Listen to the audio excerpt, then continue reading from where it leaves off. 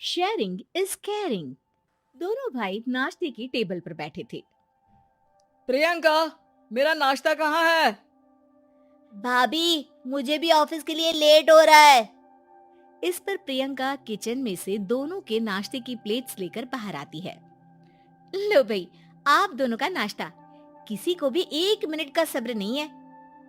ये प्रियंका का ससुराल है, जहाँ कोई औरत ना होने की वजह से शादी वाले दिन से ही घर के साथ दोनों भाइयों की जिम्मेदारियां प्रियंका संभाल लेती है। दोनों भाई शांति से नाश्ता कर रहे होते हैं कि अंकुश अपने भाई की प्लेट से पराठे का एक टुकड़ा उठा लेता है। आपको पता है ना, मैं खाना शेयर नहीं करता, फिर भी मेरी प्लेट में से खाना जरूरी है क्या? अरे हद हो गई है, मुझे नहीं खाना अब। अंकुर गुस्से में नाश्ता छोड़कर टेबल से उठ खड़ा होता है। अरे, ये कैसा बिहेवियर है अंकुर? एक टुकड़ा ही तो है। एक हो या आधा, मुझे भूख लगी है तो ये सिर्फ मेरा ही है। उसे भी किसी के साथ शेयर करने बैठा तो भूखा नहीं रह जाऊंगा। अरे बाबा ठीक है, अब इस पर भी लड़ाई। दूसरा बना देती हूँ, पर प्लीज ऐसे खाना बीच में छोड़कर मत जाओ। इससे अन्न का अपमान होता है।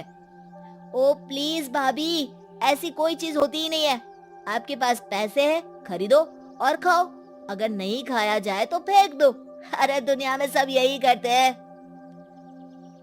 अंकुर बैग उठाकर ऑफिस के लिए चला जाता है, जिसके पीछे उसका बड़ा भाई मायूस सा घर में खड़ा रह जाता है। जिसने बचपन से सोने की चम्मच में खाया हो, उसे दुनिया के बारे में क्या पता होगा। वैसे गलती तो हमारी ही है। अगर कभी बचपन में ही सही गलत का फर्क सिखाया होता तो आज ये हाल नहीं होते। आप फिक्र क्यों करते हैं जी? भगवान है, वो जो भी करता है सबकी भलाई के लिए ही करता है। और जब वो चाहेंगे तो अपनी तरह से अंकुर भैया को भी सब कुछ सिखा देंगे। पत्नी की बात पर विश्वास कर अंकुश भी ऑफिस चला जाता है। सुबह से दोपहर होती है और अंकुर लंच करने ऑफिस के पास वाले रेस्टोरेंट में पहुंचता है, जहां वो एक साथ बहुत सारा खाना ऑर्डर कर देता है। सर, क्या कोई आपको ज्वाइन करने वाला है? नहीं तो क्यों? अब कुछ नहीं सर, ऐसे ही। वेटर चला जाता है और कुछ देर में अंकुर का ऑर्डर लेकर वापस आता है, जिस पर अंकुर सब डिशेस में से थोड़ा थोड़ा खाकर बाकी ऐसे ही छोड़कर बिल देकर चला जाता है। वाह भगवान, तेरी माया। कहीं कोई एक एक टुकड़े के लिए तरसता रहता है और ये 5 लोगों का खाना ऑर्डर करके एक का भी पूरा नहीं खाते। पैसे वालों की माया। वेटर टेबल साफ कर बचा हुआ सारा खाना लेकर रेस्टोरेंट के पीछे घूम रहे बच्चों के पास पहुंच जाता है, जिसे देख बच्चों के चेहरे खिल उठते हैं। वाह, आज इतना सारा खाना आया। थैंक यू भैया, भगवान आपको खाने की फैक्ट्री बना दे।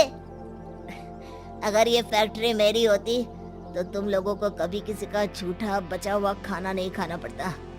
चलो तुम लोग खाओ, पर ध्यान रखो किसी को पता ना चले, नहीं तो मेरी नौकरी चली जाएगी। इसी के साथ दिन बीतता है और रात को दोनों भाई एक साथ घर पहुंचते हैं। कुछ देर में सब डिनर करने बैठते हैं, जहां अंकुश अंकुर को समझाने की कोशिश करता है। अंकुर, अगर हमें लाइफ में सब कुछ मिला है, इसका ये मतलब नहीं कि तुम उसका गलत फायदा उठाओ, बल्कि तुम्हें उसकी मदद से दूसरों को भी मदद करनी चाहिए। भैया, जिनके पास नहीं है उनकी वजह मैं तो नहीं ना। और ऐसे बहुत लोग हैं जिनके पास सब कुछ है, इसलिए अगर मैं एक इंसान कुछ नहीं करूंगा तो कोई फर्क नहीं पड़ने वाला। तुम्हारे भैया बस एक चीज समझाना चाहते हैं कि जिस चीज की हमारे पास कमी नहीं है, उसे बर्बाद करने से अच्छा है कि लोगों के साथ शेयर करें। इससे हम सिर्फ सामान नहीं, खुशियां भी बांटते हैं, और इसमें तुम्हारा ज्यादा कुछ तो जाएगा नहीं। भैया भाभी की बात सुन अंकुर कुछ बोले बिना उठकर चला जाता है। इसी तरह दिन बीतते रहते हैं, जिसमें अंकुश और प्रियंका कोशिश तो बहुत करते हैं, पर अंकुर पर किसी भी चीज का कोई असर नहीं पड़ता। एक दोपहर अंकुर सैंडविच खाते हुए सड़क के किनारे चल रहा होता है। तभी उसकी नजर आइसक्रीम वाले पर पड़ती है और वो सैंडविच सड़क किनारे फेंक आइसक्रीम खरीदने पहुंच जाता है। अब इसे कहते हैं जिंदगी का सुख। जैसे ही अंकुर आइसक्रीम लेकर पीछे मुड़ता है तो एक आदमी को सड़क से वही सैंडविच उठाते हुए देखता है। वो आदमी बहुत कमजोर, गरीब, जैसे बहुत दिनों से खाना ना खाया हो वैसा लग रहा था। अंकुर उसके पास जाकर खड़ा हो जाता है। उसे देखकर आदमी सैंडविच अंकुर की तरफ कर देता है। आपको भी खाना है क्या? क्या हम इसे आधा आधा कर ले? मुझे बहुत भूख लगी है। वो मेरा ही झूठा सैंडविच है, तुम दूसरा खरीद कर क्यों नहीं खा लेते? इसे क्यों खा रहे हो? अरे भैया, अगर खरीदने के पैसे होते तो 4 दिन से भूखा नहीं घूम रहा होता। हैं? क्या तुमने 4 दिन से कुछ नहीं खाया, फिर भी इस आधे सैंडविच को मेरे साथ बांटने के लिए तैयार हो गए? क्यों? अरे भैया, पैसा नहीं है तो क्या हुआ, इंसानियत आज भी उतनी महंगी नहीं हुई और ना ही उस पर अमीर गरीब का टैग लगा है जो हम उसे रख ना सके। पर अफसोस, आजकल लोगों के अंदर पोषण, खून या विटामिन से ज्यादा इंसानियत की कमी होने लगी है। आदमी की बातों से अंकुर को समझ में आ जाता है कि वो आज तक कितना गलत काम करता आ रहा था।